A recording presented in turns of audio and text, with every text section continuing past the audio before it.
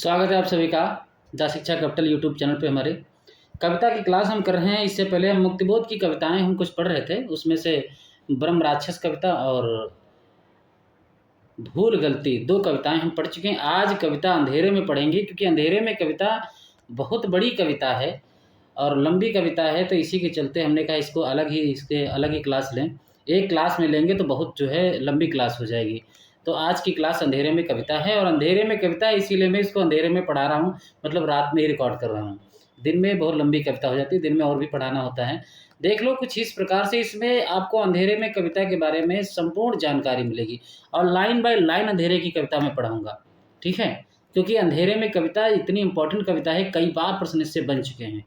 तो हो सके तो पूरी क्लास देखें, हो सके क्या देखना ही है, ठीक है। दूसरी बात, इनके जो महत्वपूर्ण पॉइंट हैं, अगर आप में कॉपी पेन लेके बैठेंगे तो थोड़े जो महत्वपूर्ण पॉइंट हैं उनको नोट भी कर लेंगे तो ज़्यादा बेहतर है। अगर आप पीडीएफ नहीं ले रहे हैं तो वैसे तो मैं यही चाहूँगा कि आप लोग नोट्स ज़रूर ले लें। नोट्स जो है आपको कम समय में ज़्यादा रिवीजन करने का समय मिल जाएगा, ठीक है। तो ये मेरा नंबर है 97 21 56 58 और 75। इस नंबर पे व्हाट्सअप करोगे तो आपको जानकारी दे दी जाएगी। अभी अगर नवरात्र में खरीदते हो तो 50 रुपये की छूट भी दे रखा हूँ। 249 रुपये के आपको नोट्स मिलेंगे, और संपूर्ण नोट्स दिए जाएंगे उपन्यास अनुगद्धा को छोड़ के। अभी उनके नहीं, उनको बाद में देखा जाएगा, ठीक है। चलो शुरू करते हैं। अंधेरे में कविता, याद रखना ये अंधेरे में कविता मुक्तिबोध का जो काव्य संग्रह था, कौन चांद का मुँह टेढ़ा है, उसमें इस कविता को संकलित किया गया। सबसे पहली बात। दूसरी, इस कविता से इस बार की यानी जो दिसंबर में भी सवाल यहीं से सवाल बना था, मैं बता देता हूँ, आगे भी बताऊंगा। यह संग्रह जो था यानी चांद का मुंह टेढ़ा जो कविता है, ये संग्रह ये 1964 ईस्वी में प्रकाशित हुआ। यह कविता पहले याद रखना, इसका नाम बहुत बार एग्जाम में पूछा जा चुका है कि आशंका के द्वीप अंधेरे में इसका पहला नाम था। यानी अंधेरे में कविता नाम बाद में पड़ा, उससे पहले इसका नाम पड़ा था आशंका के द्वीप अंधेरे में। उसके बाद में इसको बदल के अंधेरे में जो नाम दिया गया था। ये बहुत इंपॉर्टेंट बात है। दूसरी, अंधेरे में कविता याद रखना फैंटेसी शैली में लिखी गई। फैंटेसी शैली क्या होती है? स्वप्न के अंदर जब स्वप्न चलता है उसको कहते हैं फैंटेसी शैली। जैसे मान लो कि आप रात में सोच रहे हो, लेटे हो, फिर मन में चला कि आज हम कल देखना जैसे सुबह उठेंगे सर की सारी क्लासें कर लेंगे, क्लास कर लेंगे, सब कुछ याद हो जाएगा, सब कुछ याद हो जाएगा, उसके बाद मेरा जेआरएफ हो जाएगा, जेआरएफ हो जाएगा, पीएचडी में एडमिशन ले लूँगा, एडमिशन ले लूँगा, 50,000 45,000 सैलरी मिलेगी, उसके बाद बुलेट खरीदूँगा और उसके बुलेट पे किसी के पीछे किसी को बिठाऊँगा और फिर पूरे यूनिवर्सिटी में टहलूँगा। यही है फैंटेसी शैली। जब विचारों के अंदर जब विचार चलने लगते हैं, ठीक है, तो इसको हम कहते हैं फैंटेसी शैली। यही इसमें दिखाई देगा आपको, याद रखना। और ख़ास करके इसमें कवि अपने ही अंतर्मन से बातें करता है, ठीक है। 1964 में कल्पना पत्रिका में ये प्रकाशित हुई थी। यही सवाल आपसे पूछा जा चुका है दिसंबर वाले एग्जाम में कि अंधेरे में कविता किस पत्रिका में निकली थी। तो कल्पना पत्रिका में कब निकली थी? 1964 में। इंपॉर्टेंट है, याद रखना। अंधेरे में कविताओं पर कुछ आलोचकों के मत हैं, ये भी देख लेते हैं तो ज़्यादा बढ़िया रहेगा। कि यह कविता देश के आधुनिक जन इतिहास का स्वतंत्रता पूर्व और पश्चात, याद रखना, एक दहकता इस्पाती दस्तावेज है। इंपॉर्टेंट है ये कथन, कई बार एग्जामों में पूछा जा चुका है। जो कि कथन किसका है? शमशेर बहादुर सिंह का। याद रखना कि जो है दहाड़ता कौन है? शेर, ठीक है। तो इससे आप कनेक्ट कर सकते हैं। तो यह एक दहकता इस्पाती दस्तावेज है, कथन किसका है? शमशेर बहादुर सिंह का। फिर कथन आता है कि अंधेरे में के लंबे खंडों में कवि की समस्या समाज उत्थान पतन और आंदोलन के बीच अपनी रचना के प्रेरक तत्वों का अभिज्ञान, रचना कैसे बाहर से अंदर आती है, फिर कैसे बाहर दूर दूर तक पर्याप्त हो जाती है। कथन किसका है? रामस्वरूप चतुर्वेदी का है। इंपॉर्टेंट है, याद रखना। असीमता की खोज आपको नहीं भूलना है भैया कि ये कथन पूछा जा चुका है। असीमता की खोज किसने कहा है? नामवर सिंह ने कहा अंधेरे में। अपराध भावना का अनुसंधान, अर्चित जीवन की कविता, ये बात किसने कही है? रामविलास शर्मा ने। किसने कही है भैया? रामविलास शर्मा ने। अंतःस्थल का विपल्लो किसने कहा है भैया? निर्मला जैन ने कहा है। किसने? निर्मला जैन ने। फिर आता है आत्म संशोधन का अनुसंधान, ये वेरी इंपॉर्टेंट कथन है। पूछा किसने कहा है? इंद्रनाथ मदान। और इस कविता को लावा किसने कहा है? प्रभाकर माचवे ने। किसने कहा है? यह कविता लावा है, किसने कहा? प्रभाकर माचवे ने। वह यानी काव्यनायक संघर्षरत है, इसलिए उसकी पीठ पर नहीं वक्ष पर घाव है। वह सकर्मक है, सत्य का पुंज है, किंतु फटे हाल है, क्योंकि वह करुणा से युक्त होकर समाज के शोषित जनों का प्रतिनिधि बनता है। यह संस्कृति पुरुष मध्य वर्ग के आदर्शवादी दृढ़चित्र और जीवन की सुविधाओं से समझौता न करने वाले व्यक्ति का प्रतीक है। ये विश्वनाथ त्रिपाठी कह रहे हैं। वेरी इंपॉर्टेंट बंदा है, ठीक है। और यहाँ इनके कथन तो पूछे जा सकते हैं। विषय वस्तु देख लेते हैं एक बार कि अंधेरे में कविता अपने काल परिस्थिति का बोध कराती अपने समय की सशक्त रचनाओं की प्रमुख हस्ताक्षर है। याद रखना कि इस कविता का रचना काल 1957 से 1964 के बीच रहा है। इंपॉर्टेंट, ठीक है। आज़ादी के बाद 60-70 के उस दौर में आम आदमी की आशा, उम्मीद और उद्देश्य जैसे बिखर से गए। आज़ादी उसे, याद रखना, आज़ादी उसे एक झूठी थाली प्रतीत हुई, जिसमें वही भ्रष्टाचार, शोषण और मूल्यहीनता परोसती गई। सत्ता पक्ष द्वारा व्यक्तियों और संस्थाओं पर हमले शुरू हो गए। मुक्तिबोध स्वयं इसका शिकार हुए जब उनकी पुस्तक, याद रखना इंपॉर्टेंट है, भारत इतिहास और संस्कृति को मध्य प्रदेश सरकार के द्वारा प्रतिबंधित कर दिया गया। तो ये आपसे पूछा जा सकता है कि उनकी कौन सी रचना जो है मध्य प्रदेश सरकार द्वारा जो है प्रतिबंधित की गई थी। तो भारत इतिहास और संस्कृति, याद रखना। मुक्तिबोध ने इस कविता में मैं और वाह, याद रखना, इसमें मैं और वाह का ही प्रयोग चलता है। मैं और वाह के माध्यम से अपने सहित संपूर्ण मध्यवर्ग की अभिव्यक्ति को आवाज़ दी है। मैं और वह एक ही व्यक्ति के मन में घटित हो रहे दो रूपों का चित्रण है, जहाँ मैं काव्य नायक और वह उसका प्रतिरूप है। यही बात मैं बता रहा था, जिसमें मैं कौन है, काव्य नायक है, और वह उसका कौन है, उसका प्रतिरूप है। ठीक है, इंपॉर्टेंट है। अगली बात करते हैं, याद रखना, हाँ ये बहुत अच्छी बात कि 8 खंडों में विभक्त है ये कविता। कितने खंडों में है? 8 खंडों में विभक्त है, विभाजित। संपूर्ण कविता में मैं को वह उद्वेलित करके जगाता रहता है, उसमें साहस भरता है। यह कविता फैंटेसी शैली में लिखी गई, वेरी इंपॉर्टेंट है। हिंदी की लंबी कविताओं में इसका भी प्रमुख स्थान है, इंपॉर्टेंट। कविता के कुछ स्मृति तथ्य देखो क्या है। कविता में मैं और वाह का साक्षात्कार 3 बार होता है। ये बहुत इंपॉर्टेंट बात है कि इस कविता में, पूरी कविता में मैं और वाह का साक्षात्कार कितनी बार होता है? 3 बार होता है, ठीक है। हृदय को देता है बिजली के झटके, अर्थात कविता में ऐसे कई बार मुक्तिबोध मध्य वर्ग की कमजोरियों पर चोट करते हुए उसे उजागर करते हैं, याद रखना। ये देखो इतनी अच्छी बात है क्योंकि एग्जाम में पूछा जा चुका है कि तीसरे खंड में टॉलस्टॉय विचित्र प्रोसेसन और सत्ता से हाथ मिला बैठे प्रकांड, आलोचक, विचारक, कवि, मंत्री, उद्योगपति आदि का जिक्र हुआ है। मुक्तिबोध प्रोसेसन को मृत्यु दिल की शोभा यात्रा नाम देते हैं, देखना है। उसमें अभी जब कविता पढ़ेंगे तो उसमें प्रोसेसन का कई बार जिक्र हुआ है। उसका मुक्तिबोध कहते हैं उसके बारे में कि ये मृत्यु दिल की शोभा यात्रा है, ठीक है। याद रखना जो टॉलस्टॉय का जो जिक्र किस खंड में हुआ है? तीसरे खंड में हुआ है, इंपॉर्टेंट। चलो आगे बढ़ते हैं। चौथे खंड में, याद रखना, चौथे खंड में भाग रहे मैं और वह यूं कहें कि मध्य वर्ग पर व्यंग करते हुए आगाह करते हैं। वह गाता है कि ओ मेरे आदर्शवादी मन, ओ मेरे सिद्धांतवादी मन अब तक क्या किया, जीवन क्या जिया, ठीक है। ये अभी आगे लाइन आएगी, बहुत इंपॉर्टेंट लाइन है। छठे खंड में देखो क्या है भैया। छठे खंड में जो काव्यनायक में मैं का तिलक की पाषाण मूर्ति से साक्षात्कार होता है। तीसरे खंड में टॉलस्टॉय मिलते हैं, छठे खंड में तिलक मिलते हैं, इंपॉर्टेंट है, जिससे वह प्रेरित होता है। और इसी खंड में महात्मा गांधी, यानी छठे खंड में महात्मा गांधी आकार का कोई उसे एक शिशु सूरजमुखी फूल, याद रखना, कौन सा फूल? सूरजमुखी फूल के गुच्छे में बदल जाता है, ठीक है, इंपॉर्टेंट है लाइन ये सब। छठे खंड में ही एक कलाकार शासन सत्ता द्वारा मार दिया गया था। इस कलाकार का उपयोग न हो पाने का दुख मुक्तिबोध को है। फिर आता है 8वां खंड। 8वें खंड में क्या है?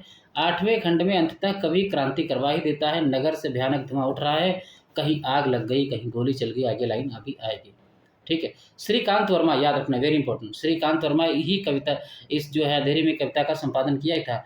अंधेरे में कविता को कविता का हिंदुस्तान कहते हैं, याद रखना। अंधेरे में कविता को कविता का हिंदुस्तान कहते हैं, कौन? श्रीकांत वर्मा, इंपॉर्टेंट लाइन, ठीक है।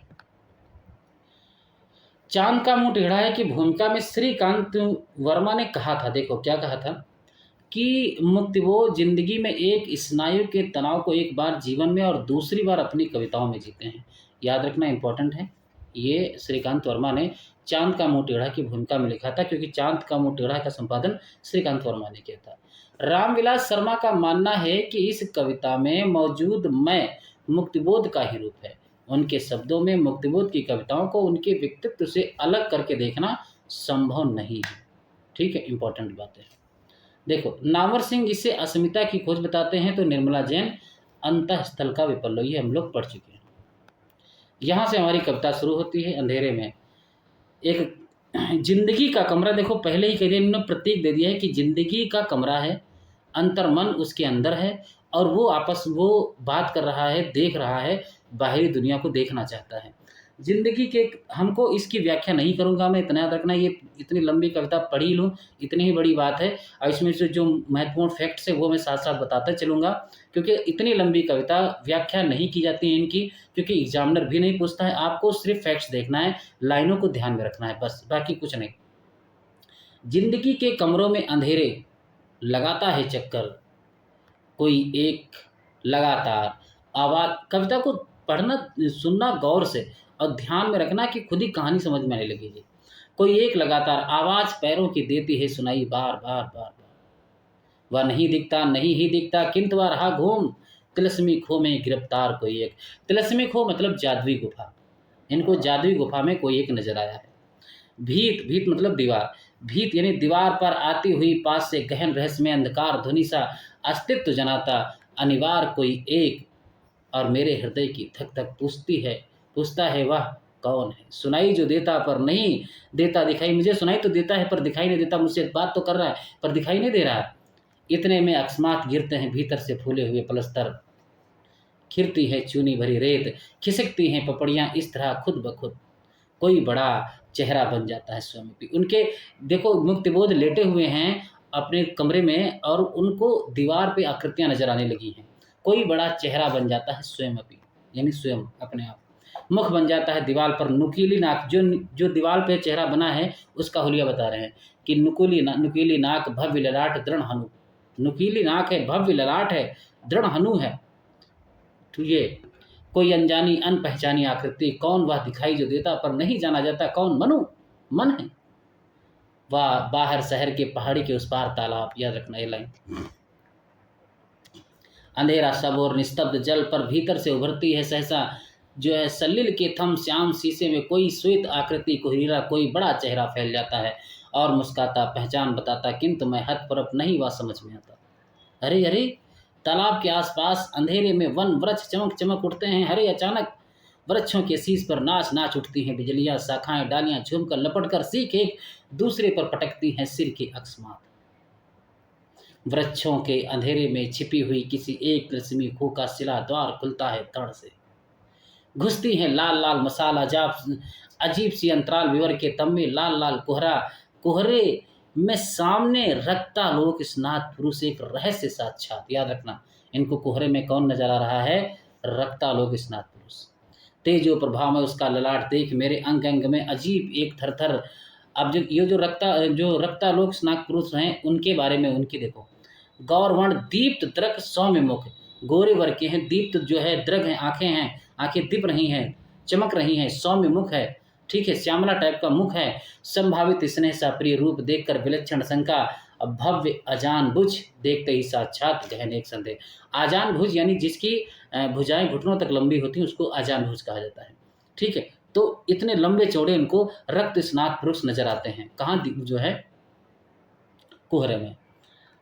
वह रहस्यमय व्यक्ति, वह रहस्यमय व्यक्ति हो, अब तक ना पाई गई मेरी व्यक्ति है, मैं उसको पहचान नहीं पाया वो कौन व्यक्ति है, वह रहस्यमय है। पूर्ण अवस्था व निजी संभावना निहित प्रभाव प्रतिभाओं की मेरी परिपूर्ण का आविर्भाव, हृदय में रिस रहे ज्ञान का तना हुआ आत्मा की प्रतिभा। प्रश्न से गंभीर शायद खतरनाक भी इसलिए बाहर के गुंजान जंगलों से आती हुई हवा ने फूंक मार एकाएक मसाल ही बुझा दी कि मुझको यो अंधेरे में पकड़कर मौत की सजा दी।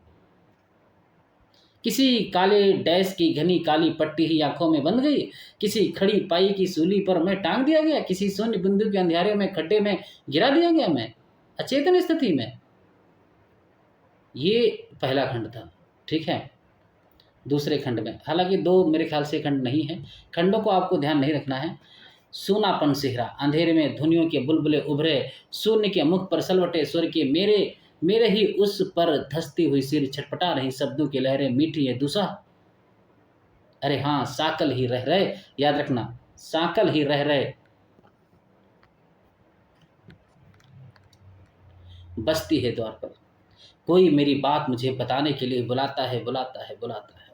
हृदय को सहला, मानो किसी जटिल प्रसंग में सहसा होठों पर होठ रख कोई सच सच बात सीधे सीधे कहने को तड़प जाए, और फिर वही वही बात सुनकर धस जाए मेरा जी। इस तरह साकल ही रह बसती हैं द्वार पर। आधी रात इतने अंधेरे में कौन आया मिलने मुझसे? विमन प्रतीक्षा तुर कोहरे में घिरा हुआ, कौन है इतने अंधेरे में मुझसे मिलने आया है? बहुत अनबना है, मैं नहीं मिलना चाहता हूँ, फिर भी आया है। ठीक है, द्युतिमय मुख, वह प्रेम भरा चेहरा, भोला भाला भाव पहचानता हूँ।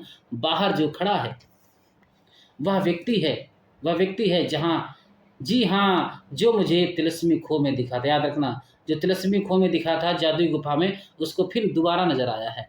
अवसर अनवसर प्रकट जो होता ही रहता है। मेरी सुविधाओं का तनिक नहीं ख्याल, उसको थोड़ी सी सुविधा मेरी सुविधाओं का नहीं ख्याल है, जितनी जब चाहता है तो चलाता है मेरे पास।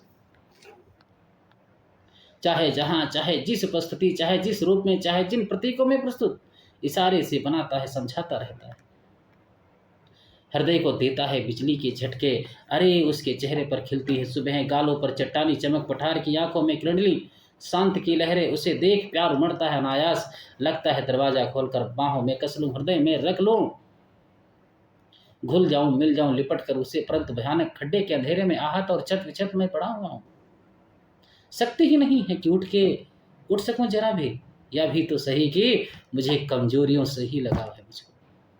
ये बात सही है, मैं कैसे खड़ा हूं? क्योंकि मुझे कमजोरियों से लगाव है, इसलिए टालता हूं उस मेरे प्रियो को, कतराता रहता, डरता हूं उससे। वह बिठा देता है तुंग शिखर के खतरनाक खुरदरे कगार तट पर, सोचनी स्थिति में ही छोड़ देता है मुझको, कहता है पार करो पर्वत संधि के गहवर रस्सी के पुल पर चलकर।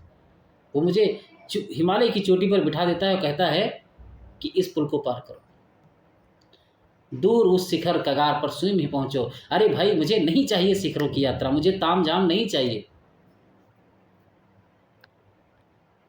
मुझे डर लगता है ऊंचाइयों से, बजने दो साकल, उठने दो अंधेरे में ध्वनियों के बुलबुले।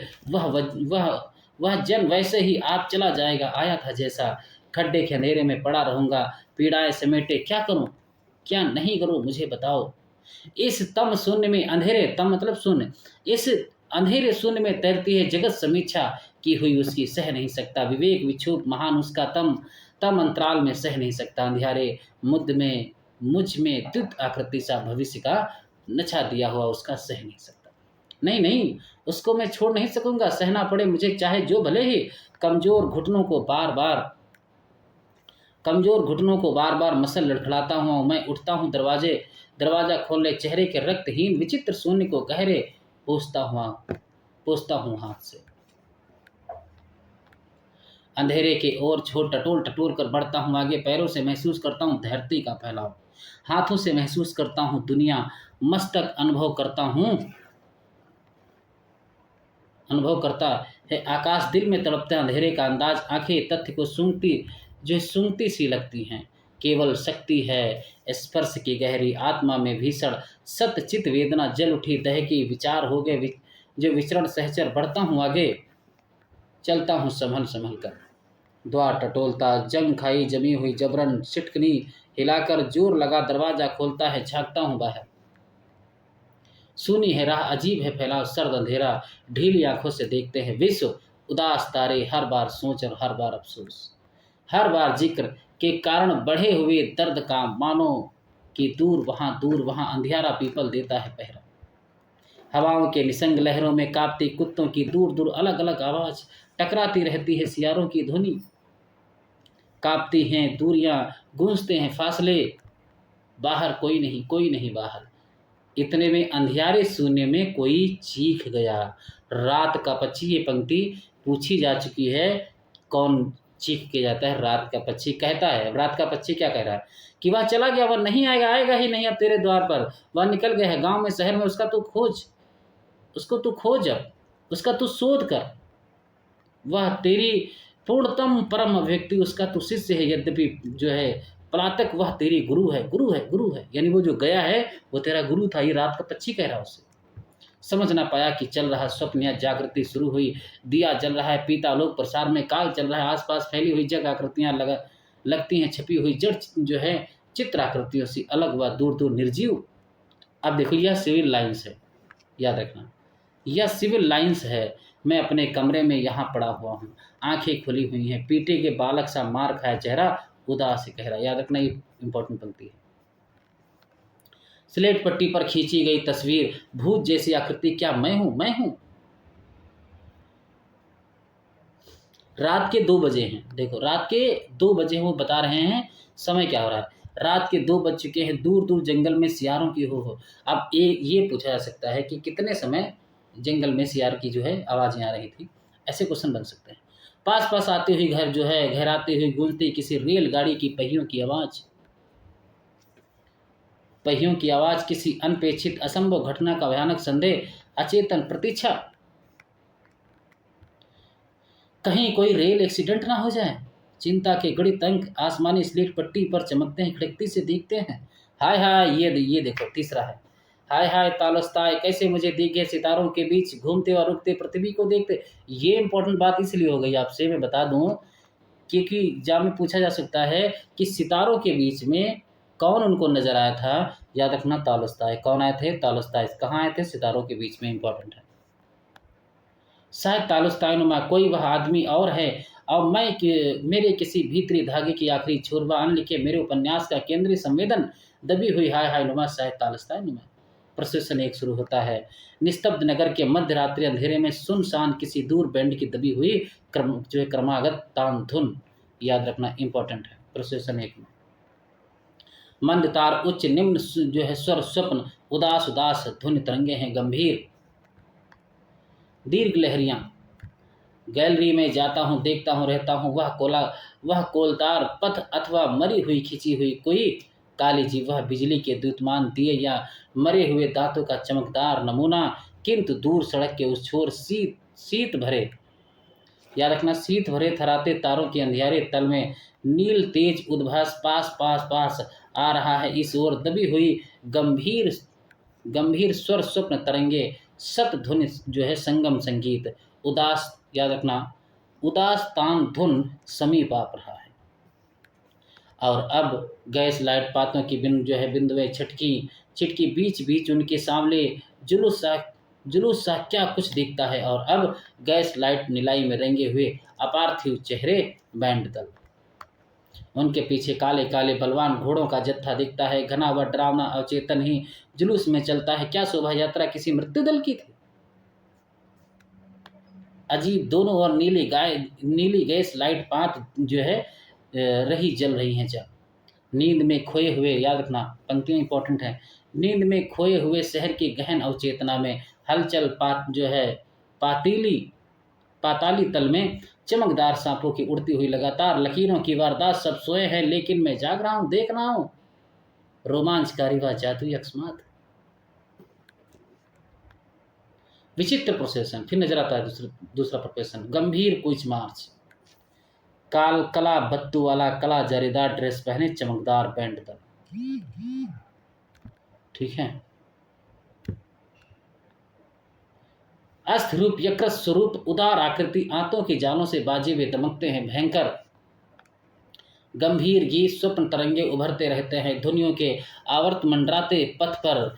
बैंड के लोगों के चेहरे मिलते हैं मेरे देखे हुओं से लगातार। उनमें कई प्रतिष्ठित पत्रकार इस नगर के, याद रखना इस नगर के बड़े बड़े नामरे कैसे शामिल हो गए इस बंड दल में। उनके पीछे चल रहा संगीन नोकों का चमकता जंगल, चल रही पदचाप ताल बद्ध दीर्घपात टैंक दल, मोटर आर्टिलरी सत्रबद्ध, धीरे धीरे बढ़ रहा है जुलूस भयावना। सैनिकों के पथराए चेहरे, चिढ़े हुए, झुलसे हुए, बिगड़े हुए, गहरे, शायद मैंने उन्हें पहले ही तो कहीं देखा था, शायद उनमें मेरे कोई परिचित। उनके पीछे यह क्या कैवलरी। इंपॉर्टेंट पंक्ति, काले काले घोड़ों पर खाकी मिलिट्री ड्रेस, चेहरे का आधा भाग सिंदूर जो है क्या है सिंदूरी गिरवा और आधा भाग कोलतारी भैरव आबदार। कंधे से कमर तक कारतूसी बेल्ट है, तिरछी कमर में चमड़े के कवर में पिस्तौल है, रोष भरी एकाग्र दृष्टि में धार है। कौन कौन है ये याद रखना, ये पॉइंट मैंने इसीलिए इसको अलग देखो बनाया है। कर्नल, ब्रिगेडियर जनरल, मार्शल, कई और सेनापति, सेनाध्यक्ष इंपॉर्टेंट है। कर्नल, ब्रिगेडियर जनरल, मार्शल, कई और सेनापति और सेनाध्यक्ष। चेहरे वे मेरे जाने बुझे से लगते हैं, उनके चित्र समाचार पत्रों में छपे थे, उनके लेख देखे थे, यहाँ तक कि कविताएं भी पढ़ी थी। भाई वाह, उनमें कई कौन कौन नजर आई थे, कौन कौन नजर आया था? प्रकांड आलोचक, विचारक, जगमगाते कविगण, मंत्री भी, उद्योगपति और विद्वान, यहाँ तक कि शहर का हत्यारा कुख्यात डोमी जी उस्ताद बनता है बलबन। हाय हाय, यहाँ ये देखते हैं भूत पिशाच का भीतर का राजसी स्वार्थ अब साफ उभर आया है, छिपे हुए उद्देश्य यहाँ निखर आए हैं। यह शोभा यात्रा है किसी मृत्यु दल की। विचारों की फिरकी सिर में घूमती है, इतने में प्रोसेसन में से कुछ मेरी और आंखें उठी, मेरे और भर हृदय में मानो की संगीन नोक ही घुस पड़ी बरबर। सड़क पर उठ खड़ा हो गया कोई शोर।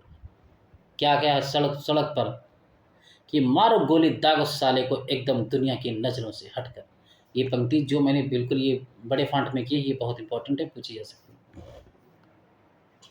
छिपे तरीके से हम जा रहे थे कि आधी रात अंधेरे में उसने देख लिया हमको, वह जान गया, वह सब मार डालो, उसको ख़त्म करो एकदम। रास्ते भर भाग दौड़ धका पेल गैलरी से भागा मैं पसीने से सराबोर। कहाँ देखो भाग रहा है नायक।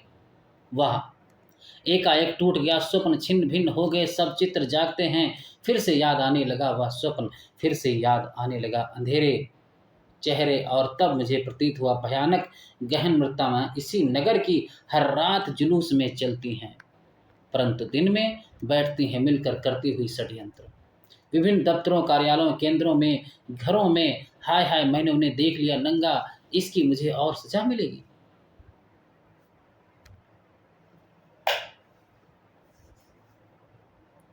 सजा मिलेगी।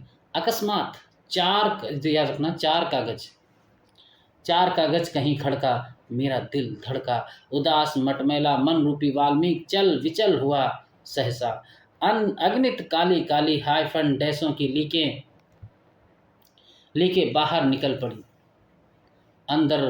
अंदर घुस पड़ी भयभीत सब और बिखराव। मैं अपने कमरे में यहाँ लेटा हुआ हूँ, काले काले सहतीर छत के हृदय दबोचते, यद्यपि आंगन में नल जोर मारता है, जल खखारता है, किंतु न शरीर में बल है, अंधेरे में गल रहा दिल है। एकाएक मुझे भान होता है जग का अखबारी दुनिया का फैलाव, फसाव घिराव तनाव सब और। पत्ते न खड़के, सेना ने घेर ली हैं सड़कें, बुद्धि की मेरी रग गिनती है, रस समय की धक धक। यह सब क्या है? किसी जन क्रांति के दमन निमित्त या मार्शल लॉ है? दम छोड़ रहे हैं भाग गलियों में जो है मेरे पैर, सांस लगी हुई है, जमाने की जीप निकल पड़ी है, कोई मेरा पीछा कर रहा है, लगातार भागता मैं दम छोड़ घूम गया कई मोड़ चौराहे से। याद रखें, पंक्ति बहुत इंपॉर्टेंट है। ये आपको मैं बता दूं, ये पंक्ति जो है, भागता मैं दम छोड़ घूम गया कई मोड़ होना चाहिए यहाँ पे, ठीक है। चौराहे दूर से देखता हूँ, वह शायद कोई सैनिक पहरेदार नहीं होगा, फिलहाल देखता है सामने ही अंधकार स्तूप सा भयंकर। याद रखना कौन से पेड़ का नाम है? बरगद। सभी उपेक्षितों, समस्त वंचितों, गरीबों का वही घर वही छत, उसकी ही तलखों अंधेरों में सो रहे हैं गृहहीन कई प्राण अंधेरे में डूब गए हैं। डालों में लटके जो मटमैले चिथड़े, किसी एक अतिदीन पागल के धुन वे वहाँ रहता है सिर फिरा एक जन। किंतु आज इस रात बात अजीब है, वही जो सिर फिरा पागल कतई था। याद रखना, सिर फिरा पागल भी इंपॉर्टेंट है, ये पात्र है, कतई था। आज एकाएक वह जागृत बुद्धि है, प्रज्वलित की है। छोड़ सिर फिरा पवन, बहुत ऊंचे गले से गा रहा कोई पद कोई गान, आत्मोद्धवमय खूब भई जानता क्या वह भी कि सैनिक प्रशासन है नगर में, वाकई क्या उसकी बुद्धि भी जग गई। करुण रसाल हृदय के स्वर में गद्यानुवाद यहाँ उनका दिया जा रहा है। याद रखना, ये पागल का गीत है, समझ लो। ओ मेरे आदर्शवादी मन, ये बहुत इंपॉर्टेंट, ये पागल के द्वारा गाया जाता है, समझ लो। उसका अनुवाद यहाँ किया है, ठीक है। ओ मेरे आदर्शवादी मन, ओ मेरे सिद्धांतवादी मन, अब तक क्या किया, जीवन क्या जिया। उधमभिर बन अनातम बन गए, भूतों की शादी में कनातन से तन गए, किसी व्यभिचारी के बन गए विस्तर, दुखों के दागों के तमागों सा तमा जो है तमगो सा पहना, अपने ख्यालों में दिन रात रहना, असंग बुद्धि व अकेले में सहना, जिंदगी निष्कृत बन गई तलगर, अब तक क्या किया, जीवन क्या जिया। बताओ तो किस किस के लिए तुम दौड़ गए, करुणा के दृश्यों से हाय मुंह मोड़ गए, बन गए पत्थर बहुत बहुत ज्यादा, लिया दिया बहुत बहुत कम। आपको विश्वास नहीं होगा, मर गया देश अरे जीवित रहेगे तुम, लोहित पिता को घर से निकाल दिया, जनमन करुणा से माँ को हकाल दिया, स्वार्थों के टीरियार कुत्तों को पाल लिया, भावना के कर्तव्य त्याग दिए, हृदय के मंतव्य मार डाले, बुद्धि को भाल ही फोड़ दिया, तर्कों के हाथ उखाड़ दिए, जगमग जाम हुए फंस गए, अपने ही कीचड़ में धस के विवेक भगा डाला, स्वार्थों के तेल में आदर्श खा गया, अब तक क्या किया, जीवन क्या जिया। ज्यादा लिया और दिया बहुत बहुत कम, मर गया देश और जीवित रह गए तुम। जब मैं पढ़ता था काशी हिंदू विश्वविद्यालय में, तो मेरे प्रोफेसर थे, अगर जो कोई वहाँ पढ़ते हो इस टाइम, अगर बीचू से कोई हो तो कमेंट करके जरूर बताना। आपके प्रोफेसर हैं काशीष त्रिपाठी सर, ठीक है। तो उन्होंने इस कविता को जब जब मेरे सिलेबस में लगी हुई थी, जब इसको पढ़ाए, तो सिर्फ इतनी ही लाइन, अब तक क्या किया, जीवन क्या जिया, इस 2 लाइनों को व्याख्या करने के लिए कम से कम 2 दिन की क्लास उनकी गई थी, तब तक पूरे भी नहीं हुई थी इसी गद्यांश को पूरा करने के लिए। तो ये कविताएं, मुक्तिबोध की कविताएं बहुत वैचारिक कविताएं होती है, अगर कोई व्याख्या करने बैठेगा तो बहुत लंबी चलेगी, क्योंकि एनटीए से इससे मतलब थोड़ी ना है आपकी समझ कितनी है, उसका मानना है कि आपको याद कितना है, बस। तो उसको यही दिखाना है, ठीक है। चलो, ये बहुत अच्छी पंक्ति है और ये पूछी भी कई बार गई है, इंपॉर्टेंट है, ठीक है।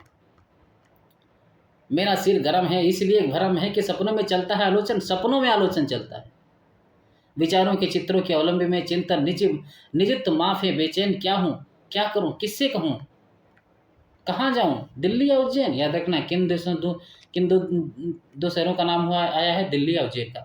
याद रखना, ये क्वेश्चन पूछे जा चुके हैं कि वैदिक ऋषि का नाम क्या था, सुनासेप। याद रखना, क्या नाम था, सुनासेप। वैदिक ऋषि का नाम क्या था भैया, सुनासेप। क्या नाम था, सुनासेप।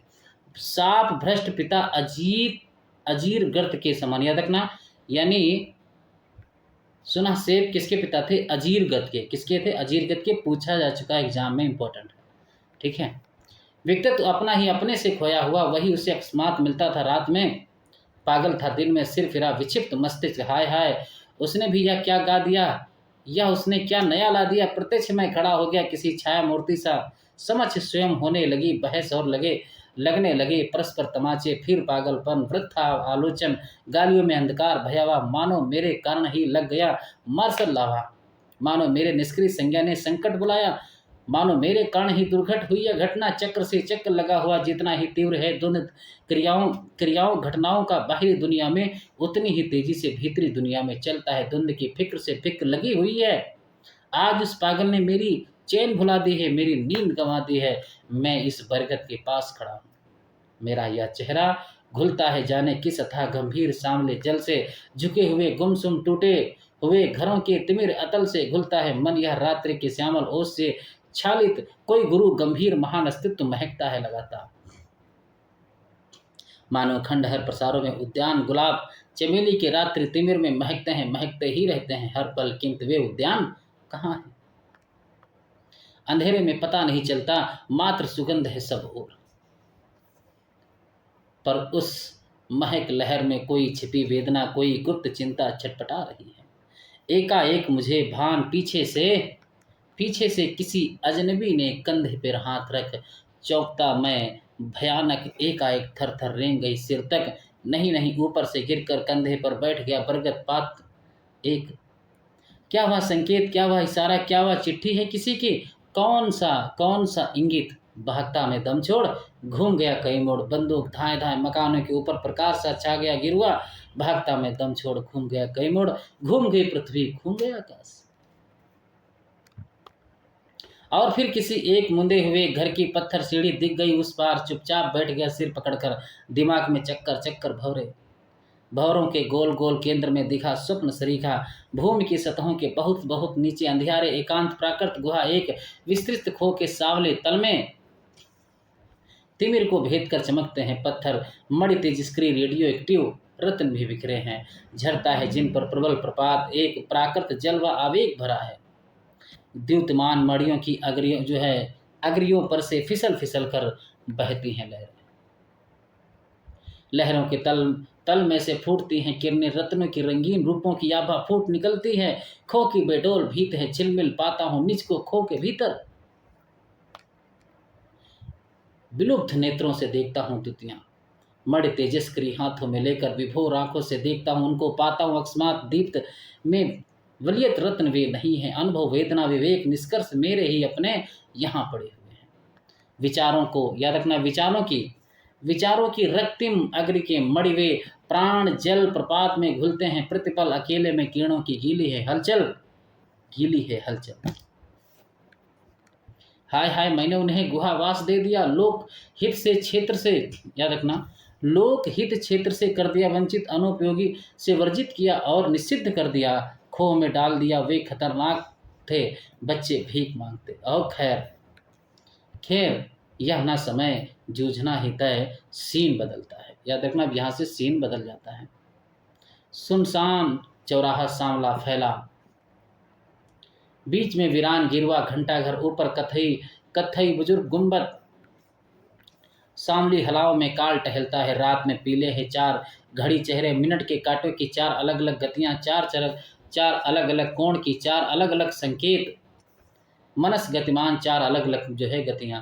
खंभों पर बिजली की गर्दनें पलटकी, शर्म से जलते हुए बल्बों के आसपास बेचैन ख्यालों के पंखों के कीड़े उड़ते हैं गोल तोल मचल मचल कर। घंटा घर तले ही पंखों के टुकड़े, बीट व तिन के गुंबद व्यूअर में बैठे हुए बूढ़े असंभव पक्षी बहुत तेज नजरों से देखते हैं सब और, मानो के इरादे भयानक चमकते। सुनसान चौराहा, बिखरी हैं गतियां, बिखरी हैं रफ्तार, गश्त में घूमती है कोई दुष्ट इच्छा। भयानक सिपाही जाने किस थकी हुई झोंक में। ठीक है, अब यहाँ से इंपॉर्टेंट नहीं है ये पंक्तियाँ। ठीक है, ये देखो यहाँ से, चेहरे पर आंखों पर करता है हमला अजीब उस बस, गालियों का रोंधा हुआ सा उच्छ्वास। भागता हूँ दम छोड़, घूम गया कई मोड़। धुंधले से आकार कहीं कहीं देखते, भय के या घर के कह नहीं सकता। आता है अकस्मात कोलतार रास्ता, लंबा व चौड़ा, स्याह व ठंडा। बेचैन आंखें ये देखती हैं सब और, कहीं कोई नहीं कोई भी नहीं है। श्याम आकाश में संकेत भाषा सितारों की आंखें चमचमा रही हैं। मेरा दिल ढिवरी सा टिमटिमा रहा है। कोई मुझे खींचता है रास्ते के बीच ही, जादू से बंधा हुआ चल पड़ा उस ओर, सपाट सोने में ऊंची सी खड़ी जो। ये देखो इंपॉर्टेंट है पंक्ति, छठा खंड चल रहा है मेरे ख्याल से। ठीक है, तिलक की पाषाण मूर्ति है, याद रखना, तिलक की पाषाण मूर्ति निसंग स्तब्ध जड़ी भूत। देखता हूँ उसको परंतु ज्यों ही मैं पास पहुँचता हूँ। पाषाण पीठिका हिलती सी लगती है, पाषाण की पीठिका हिलती सी लगती है। अरे अरे यह क्या है, कड़कड़ कांप रहे हैं जिनमें से झरते हैं नीले इलेक्ट्रॉन। सब और गिर रही हैं चिंगारियां, नीली मूर्ति के तन से झरते अंगार। मुस्कान पत्थरी होठों पर कांपी, आंखों में बिजली के फूल सुलगते। इतने में यह क्या, भव्य ललाट की नासिका से बह रहा खून न जाने कब से। याद रखना ये पंक्ति आपसे पूछी जा सकती है कि किसकी नासिका से खून बह रहा था, तो तिलक की। लाल लाल गर्मीला रक्त टपकता है, खून के धब्बों से भरा अंगरखा। मानो कि अतिशय चिंता के कारण मस्तक कोश ही फूट पड़े सहसा, मस्तक रक्त ही हुआ उठा नासिका में से। हाय हाय पिता, याद रखना ये भी क्वेश्चन पूछा जा चुका है कि पिता वो पिता किसको इसमें लेखक कहता है। याद रखना तिलक को कहता है। किसको कहता है? तिलक को। हाय हाय पिता ओ पिता, चिंता में इतने ना उलझो, हम अभी जिंदा हैं। चिंता क्या है? मैं उस पाषाण मूर्ति के ठंडे पैरों को छाती से सरबक चिपा कर वासा होता हूँ। देह में तन के करुणा के कांटे, छाती पर, सिर पर, बाहों पर मेरे गिरती हैं नीली बिजली की चिंगारियां। रक्त टपकता है हृदय में मेरे, आंख में बहता बहता सा लगता है खून का तालाब, इतने में छाती भी भीतर ठक ठक, सिर में धड़ धड़ कट रही हड्डी, फिक्र जबरदस्त, विवेक चलाता तीखा सा रंदा चल रहा है बसूला, छीले जा रहा है मेरा यह निजित ही कोई भयानक जिद, कोई जाग उठे मेरे भी अंदर, हट कोई बड़ा भारी उठ खड़ा हुआ है, इतने में आसमान कांपा हुआ, धाएं धाएं बंदूक धड़ाका, बिजली की रफ्तार में पैरों में घूम गई, खो सी गलियों के अंधेरे में एक और मैं थक गया, सोचने विचारने अंधेरे में डूबे मकानों के छप्परों, पांव से रोने की पतली सी आवाज सूने में कांप रही दूर तक, कराहों की लहरों में पास वो प्राकृत वेदना भयानक थरथरा रही। मैं उसे सुनने का करता हूँ यत्न, कि देखता हूँ क्या हूँ सामने सामने मेरे, सर्दी में जो है बोरे को ओढ़कर कोई एक अपने हाथ पैर समेटे, कांप रहा हिल रहा वह मर जाएगा। कौन था? वह था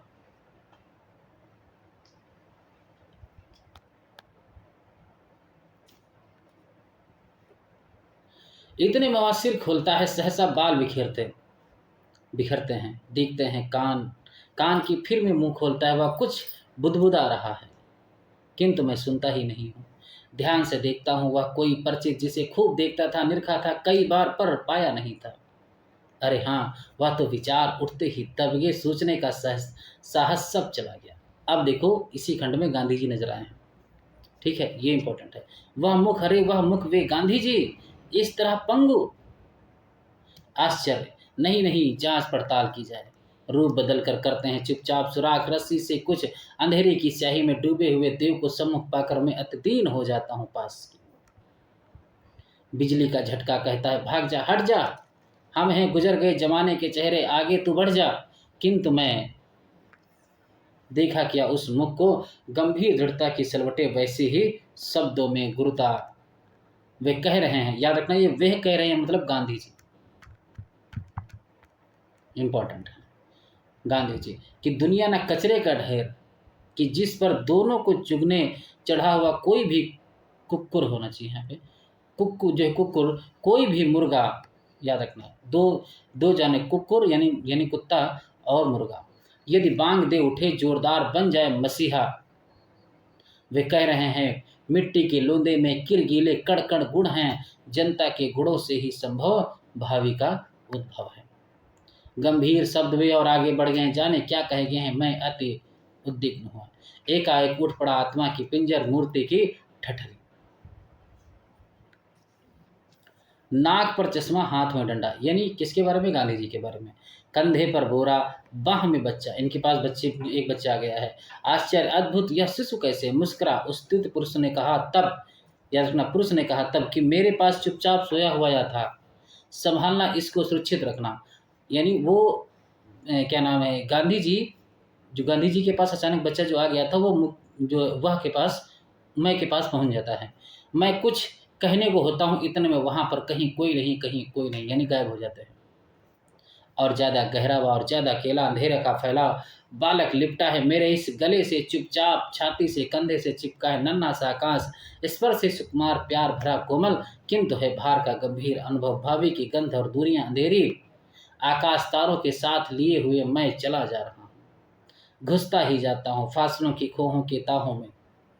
सहसा रो उठा कंधे पर वह शिशु, अरे अरे अरे अरे, वह स्वर अत से परिचित। पहले यानी वो जो शिशु है वो मैं का परिचित भी नजर आ रहा है, मुक्ति वो समझा रहे हैं, ठीक है।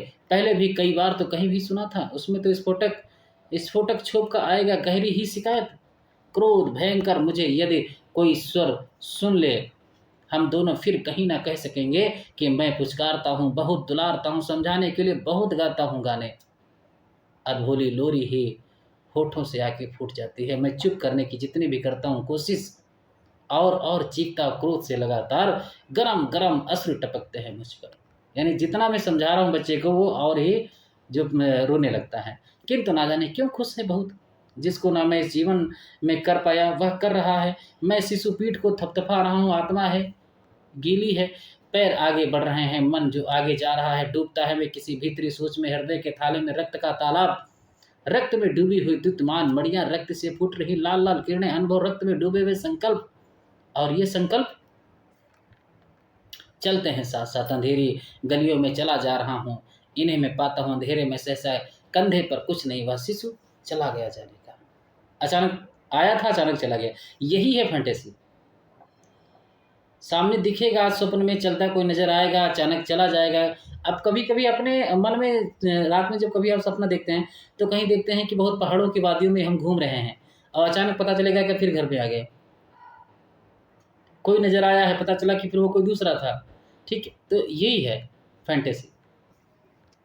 चला गया जाने कहाँ, और अब वह उसके ही स्थान पर मात्र ही सूरज, ये देखो सूरजमुखी फूल गुच्छे, यानी उस बच्चे के स्थान पे सूरजमुखी का फूल नजर आ गया है। ये क्वेश्चन पूछा जा सकता है। उन स्वर्ण पुष्पों से प्रकाश प्रकाश विकरण, कंधे पर, सिर पर, गालों पर, तन पर, रास्ते पर फैले हैं किरणों के कड़कड़, भई वाह क्या बात, क्या खूब है। इतने में गली एक आ गई, और मैं दरवाजा खुला हुआ देखता, जीना है अंधेरा। कहीं कोई ढिबरी सा टिमटिमा रही है, मैं बढ़ रहा हूँ, कंधों पर फूलों के लंबे वे गुच्छे, क्या हुए, कहाँ गए, कंधे क्यों वजन से दुख रहे हैं, से सारे हो, ओहो, बंदूक आ गई, वाह वाह वाह, वजनदार राइफल। भाई खूब खुला हुआ कमरा है, सामली हवा है, झांकते हैं खिड़कियों से में से दूर अंधेरे में टके हुए सितारे, फैली है बर्फीली सांस सी वीरान, तितर बितर तितर बितर सब फैला है सामान। बीच में कोई जो है जमीन पर पसरा है, फैला है बाहें, जो है ढह पड़ा, आखिर मैं उस जन पर फैलाए टार्च की या क्या, खून भरे बाल में उलझा है चेहरा। भौहें के बीच में गोली का सुराख, खून का पर्दा गालों पर फैला, होठों पर सूखी की कत्थई धारा, फूटा है चश्मा, नाक है सीधी। ओफो, एकांत प्रिया मेरा परिचित व्यक्ति है वही, हाँ सच्चाई थी, सिर्फ एक एहसास, वह कलाकार था। गलियों के अंधेरे का हृदय में भार था, पर कार्य क्षमता से वंचित व्यक्ति चलाता था अपना असंग अस्तित्व। सुकुमार मानवीय हृदयों के अपने सुचितर विश्व के मात्र थे सपने, स्वप्न व ज्ञान व जीवन अनुभव जो हलचल करता था रह रहे दिल में, किसी को भी दे न पाया था वह, तो शून्य के जल में डूब गया नीरो, वह हो ही नहीं पाया उपयोग उसका। किंतु अचानक झोंक में आकर क्या क्या कर गुजरा कि संदेहास्पद समझ गया कि मार गया वह बतिकों के हाथों से। छोड़ दो ये पंक्तियां।